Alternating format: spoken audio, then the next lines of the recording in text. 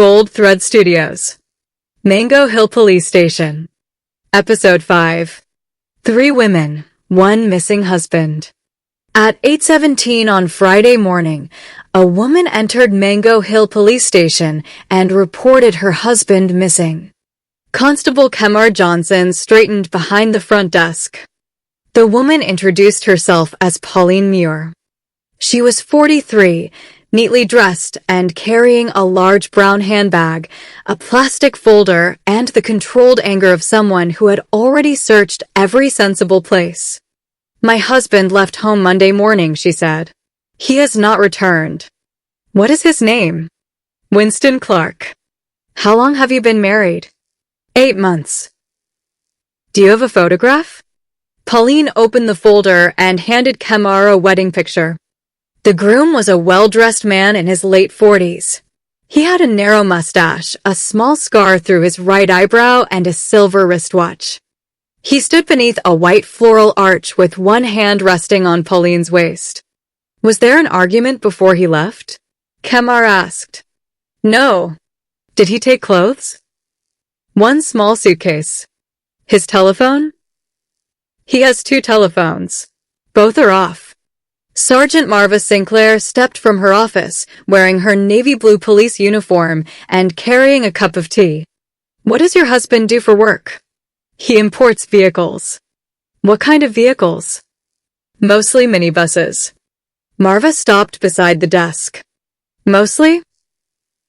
"The shipment has not arrived yet." "How much money did you give him?" Pauline stared at her. "I never said I gave him money. You said he imports vehicles, but no vehicle has arrived. People normally mention the missing money after the missing person." Pauline slowly opened her handbag. She removed a receipt for 540,000 Jamaican dollars. Winston had promised to combine her savings with his own money and purchase a delivery van for the small grocery shop Pauline operated. He collected the final payment on Sunday evening. He disappeared the next morning. Kemar began writing. Before he reached the amount, the station door opened again. A second woman hurried inside. She wore salon scrubs, gold hoop earrings, and an expression that suggested patience had already failed. "My husband is missing," she announced. Kemar lowered his pen. Marva looked at Pauline, then at the second woman. "What is your name?" Marva asked. "Nadine Foster." "And your husband?" "Carlton James." "When did you last see him?" "Wednesday morning." Pauline turned in her chair. Marva continued questioning Nadine. Carlton was 48 years old. He repaired commercial generators. He had 2 mobile phones. He traveled frequently. He had a narrow mustache, a scar through his right eyebrow, and a silver wristwatch. "Photograph," Marva said. Nadine took out her telephone and opened a wedding picture. Kemar leaned closer. The groom stood beneath a white floral arch wearing a cream suit. The background was different. The suit was different. The woman beside him was different. The man was not. Pauline rose so quickly that her chair struck the wall. "That is Winston." Nadine pulled the telephone against her chest. "That is Carlton. I have been married to that man for 8 months. I have been married to him for 14 months. Pauline looked at the photograph again. "My husband doesn't wear cream. He wore it when we got married. He told me cream makes him look washed out. He said it makes him look distinguished." Kemar looked toward Marva. "Could they be brothers?" Constable Shanice Campbell entered from the records room in her original navy blue uniform. She studied both photographs. "The same scar passes through the same eyebrow," Shanice said. "The left ear bends in the same place, and both brothers are wearing the same scratched watch." Kemar nodded. "Very close brothers." Marva pointed toward the chairs. "Everybody sit down." Pauline and Nadine remained standing. "Sergeant," Pauline said, "this woman has a photograph of my husband." Nadine faced her. "Your husband borrowed my money." "How much?" $410,000. Pauline sat down. Nadine sat beside her.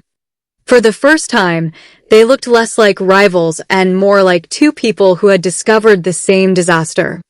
Nadine owned a small hair salon. Carlton claimed he could obtain a commercial generator at a discounted price before the hurricane season.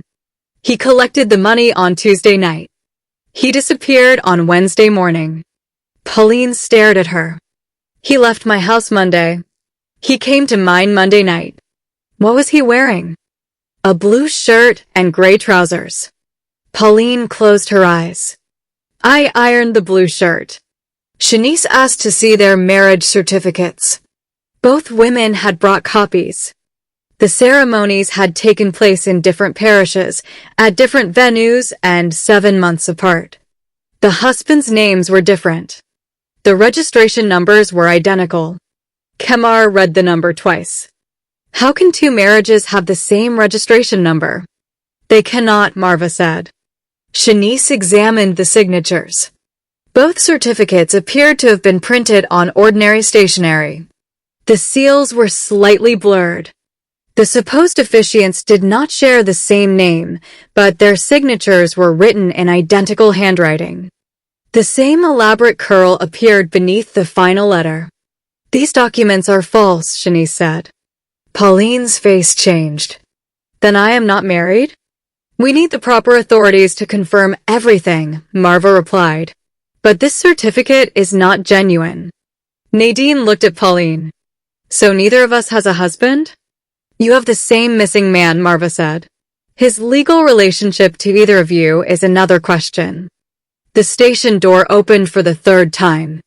A woman in a lavender dress entered carrying a white envelope. She was in her early 50s, composed and elegant, with her hair pinned carefully beneath a silk scarf. Good morning, she said. I need directions to Blue Mayho Guest House. My driver took the wrong road. Kemar pointed toward the junction. Return to the main road, turn left at the pharmacy and continue past. The woman noticed Pauline's wedding photograph on the desk. She stopped. Where did you get that? Nobody answered. She picked up the photograph. Her eyes moved from the groom to Pauline. That is Marcus. Pauline stood again. Who is Marcus? My fiancé. Nadine raised her telephone. This man. The woman stared at the second wedding picture. Yes. Marva quietly placed her tea on the desk. What is your name? Claudette James. When are you marrying Marcus? Claudette looked at the wall clock. Today. Silence settled across Mango Hill Police Station. Kemar counted on his fingers. Winston, Carlton, and Marcus. Shanice looked at him. The names are not the main problem. I am organizing the information. Claudette remained remarkably calm. She placed her white envelope beside the photographs. Inside was a wedding invitation. Claudette James. And Marcus Blake. Request the pleasure of your company. At 2 o'clock that afternoon. The ceremony was scheduled to take place at Blue Mayho Guest House. Claudette had come to Mango Hill because the wedding decorator sent her driver to collect additional tablecloths from a nearby shop. She had remained in the car until the driver took another wrong turn and stopped outside the station. Marva looked at the clock. 8:43. Where is Marcus now? At the guest house preparing for the ceremony. Has he asked you for money? Claudette hesitated. Pauline and Nadine leaned forward together. How much? They asked. Claudette slowly sat down. Marcus claimed he had secured a lease on a small seaside restaurant. He wanted Claudette to invest $850,000 before the owner offered the property to somebody else. She had planned to transfer the money after the wedding ceremony. Pauline reached across Nadine and took Claudette's hand.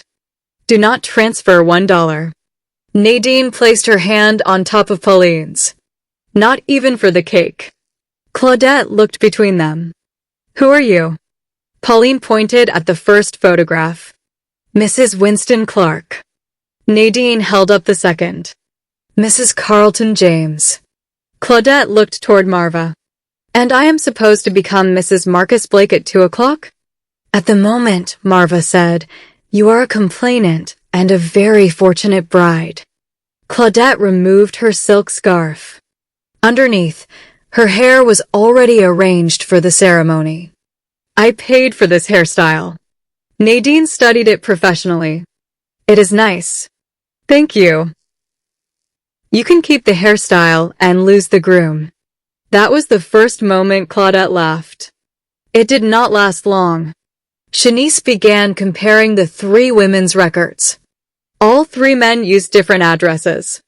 All 3 claimed different occupations. Winston imported vehicles. Carlton repaired generators. Marcus managed restaurant properties. Each man refused to appear in casual photographs. Each traveled on Thursdays. Each claimed his mother lived in Portland.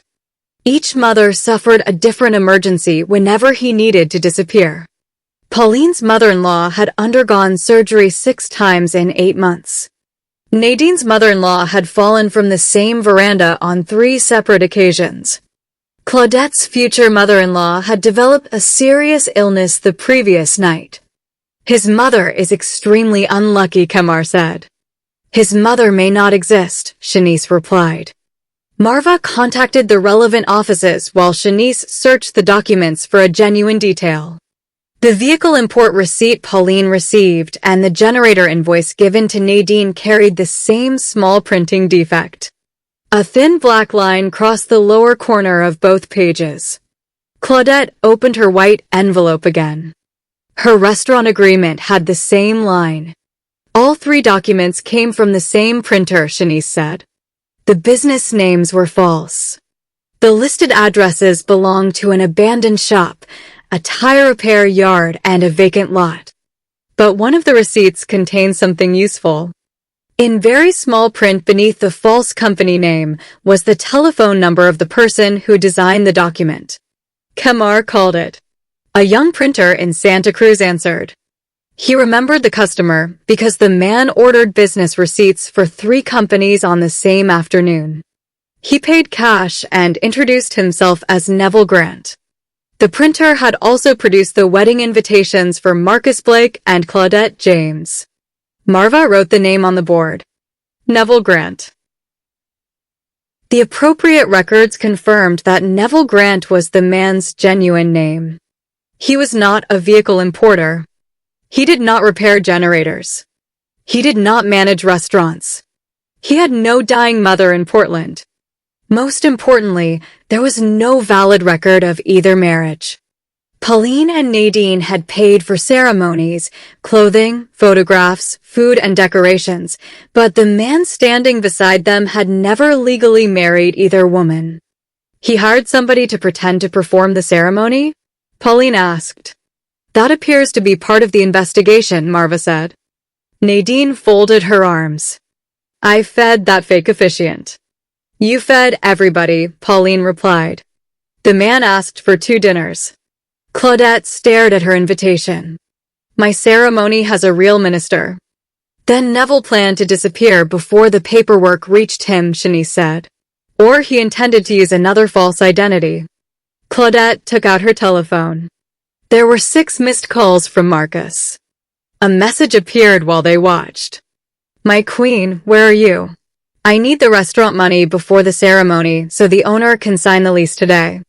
Marva read the message. He is not waiting until after the wedding. Another message arrived. Bring it in cash if the bank transfer gives trouble. Pauline made a sound deep in her throat. Nadine reached for the telephone. Marva moved it out of reach. Nobody is sending messages without my instruction. I only want to tell him one thing, Nadine said. You can tell him during the appropriate statement process. It will not take long. That is exactly why you are not doing it. The officers contacted Blue Mayho Guesthouse. The manager confirmed that Marcus Blake was present.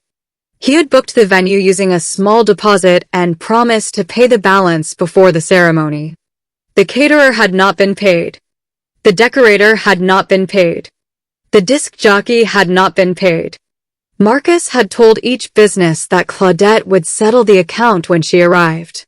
He intended to collect her money, leave everyone else unpaid, and vanish before the marriage documents could be properly completed. Marva instructed the manager not to confront him. Claudette sent one message. "I have the money. I am returning now." Marcus replied immediately.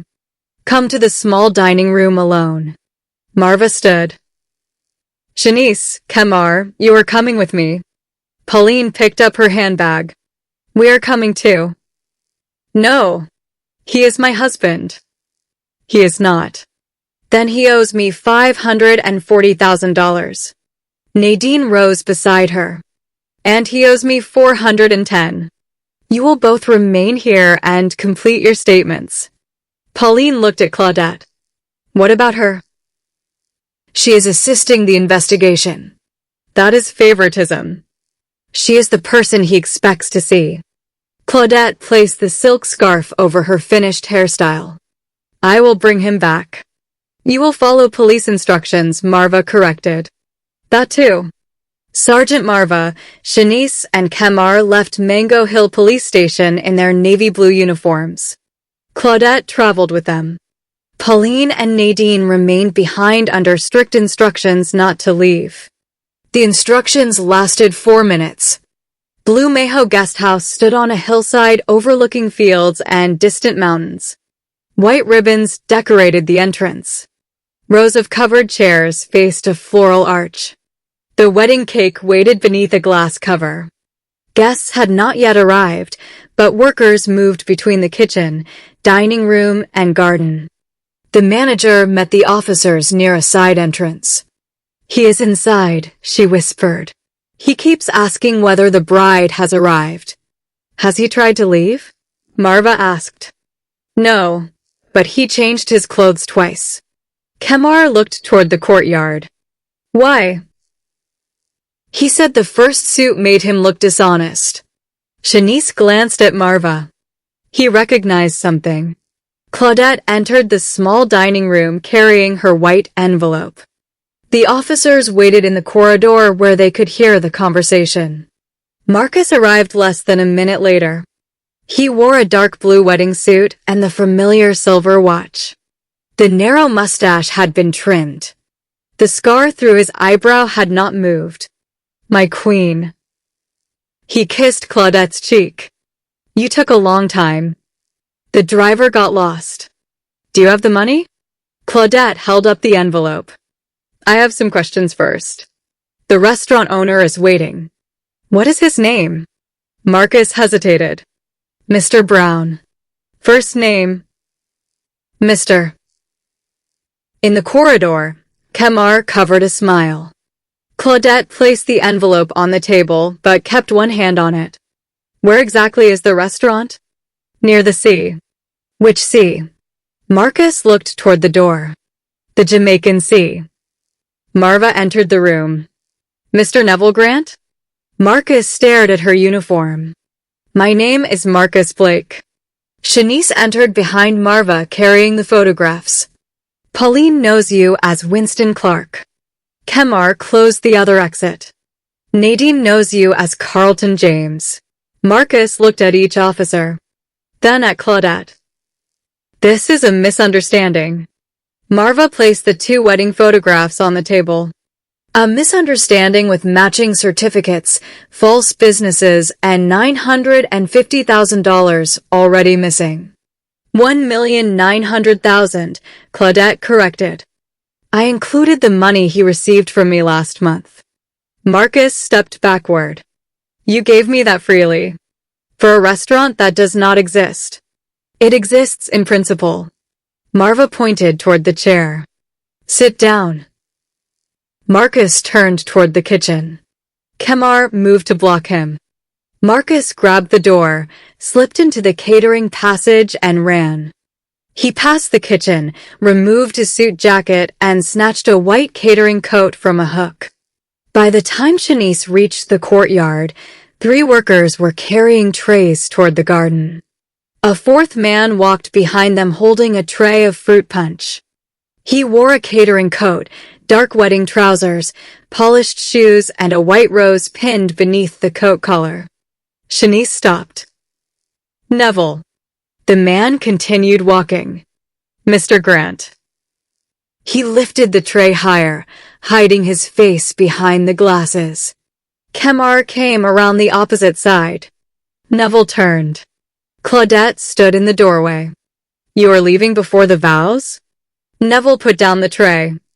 I was bringing refreshments. To the main road? Shanice asked. He looked at the gate. Kemar stood between him and freedom. Neville lowered his shoulders. All of you are making this situation look worse than it is. Marva approached. You are wearing your wedding shoes beneath a stolen catering coat. I borrowed it. You borrowed 2 wives, 3 names, and nearly $2 million. That figure is being exaggerated. Claudette picked up 1 glass of fruit punch. The figure just increased. I paid for these refreshments too. Neville was taken into custody without further incident. His garment bag was recovered from the bridal room. Inside were 4 mobile phones, 6 SIM cards, 3 identification cards bearing different names, blank business receipts, and an imitation seal used on the false marriage certificates. There was also a small black notebook. Shanice opened it. Each page contained names, locations, and weekly schedules. Monday evenings belonged to Pauline. Tuesday and Wednesday belonged to Nadine. Thursdays were reserved for mother emergencies. Fridays and Saturdays had been assigned to Claudette. Kemar studied the notebook. Sir, you gave the women office hours. Neville looked offended. Managing relationships requires organization. So does an investigation, Marva said. Fortunately, Shanice is very organized. When the patrol vehicle returned to Mango Hill Police Station, Pauline and Nadine were no longer inside. They were standing outside the gate. Neither explained how they reached the guest house before the police returned. Pauline saw Neville in custody. Winston. Nadine called from the other side. Carlton. Claudette stepped from the vehicle. His name is Neville. All 3 women looked at him. Neville lowered his head. Miss Pearl emerged from her cookshop across the road. She had not been involved in the investigation. She had simply noticed 3 well-dressed women waiting outside the station and concluded that something important was happening. What did he do? She asked. Nothing concerning you, Marva replied. Miss Pearl studied Neville. That answer means it is serious. Inside the station, the 3 women compared their relationships. Pauline said Neville hated coconut water. Nadine said he drank it every morning. Claudette said he claimed to own a coconut farm. Pauline said he could not dance. Nadine said he won a dance competition in 2009. Claudette said a football injury prevented him from dancing. He does not have a football injury, Pauline said. He does now, Nadine replied. Marva looked up sharply. Nadine folded her hands. I am speaking emotionally, Sergeant. The women discovered that Neville had given each of them the same birthday. The dates were different, but the stories were identical. Every birthday meal involved curry goat, chocolate cake, and a childhood memory about falling from a mango tree. He used the same romantic messages too. Pauline opened her telephone. Good morning, my queen. You are the first thought in my mind. Nadine displayed hers. Good morning, my queen. You are the first thought in my mind. Claudette checked her messages. Hers contained 1 additional sentence. Please remember the restaurant money. That one was personalized, Kemar said. Nobody laughed. Neville insisted that he cared for all 3 women. Marva placed the false documents in evidence bags. Affection does not require forged certificates. I never forced them to give me anything. You created false identities, invented businesses, and collected money through deception. I plan to repay it. When? When the restaurant became profitable. There is no restaurant. That would have delayed repayment. The remaining money was traced through receipts, mobile wallet records, and property recovered from Neville's rented room. A portion had been used to fund the next relationship. Pauline's money paid for Nadine's wedding photographs. Nadine's money paid the deposit on Claudette's venue. Claudette stared at her wedding decorations. So my flowers were bought with somebody else's generator? Partly, Shanice said. Pauline pointed at Nadine's photograph. And her cream suit came from my delivery van? The women looked at Neville through the interview room window. He moved his chair farther from the glass. The relevant investigators were notified. The false documents, telephones, notebook, and financial records were secured. Statements were collected from all three women, the printer, the guest house manager, and the businesses Neville had deceived. The wedding was cancelled. The celebration was not. Claudette had already paid for the venue, cake and food. At 4 o'clock, she converted the reception into what she called a thank God I found out in time party. Pauline and Nadine attended. The groom's chair was removed. His name was cut from the decorations. The cake decorator separated the bride and groom topper and placed the bride alone at the center. The groom figurine was delivered to Mango Hill Police Station inside an evidence envelope. Kemar held it up. Is this necessary? Claudette nodded. I paid for him. I want the police to keep him. By sunset, the three women returned to the station carrying food for the officers. Pauline brought chicken. Nadine brought rice and peas. Claudette brought 3 large slices of wedding cake. Miss Pearl followed with empty containers. I came to assist with leftovers. Marva closed the station door before she could enter. Inside the interview room, one of Neville's telephones began ringing. The screen displayed the words, "My Queen." Pauline looked at Nadine. Nadine looked at Claudette. Claudette looked at Marva. Which queen? Kemar asked. Before anyone answered, a second telephone began ringing. Then a third. Shanice opened Neville's notebook. There are more names. How many? Marva asked. Shanice turned the page. The schedule continued through December. Kemar stared at the 3 telephones. Sergeant, should I answer? Marva considered it. Then she pushed the first telephone toward him. Use the official greeting. Kemar answered. Good evening. Mango Hill Police Station. A woman spoke urgently on the other end. I am trying to find my fiancé, Leroy Morgan. Kemar looked through the interview room window at Neville. Can you describe him? Late 40s. Small scar through his right eyebrow. Narrow mustache. Silver watch. Kemar slowly sat down. Marva reached for another statement form. Shanice turned to a clean page. Pauline cut the wedding cake into 4 pieces.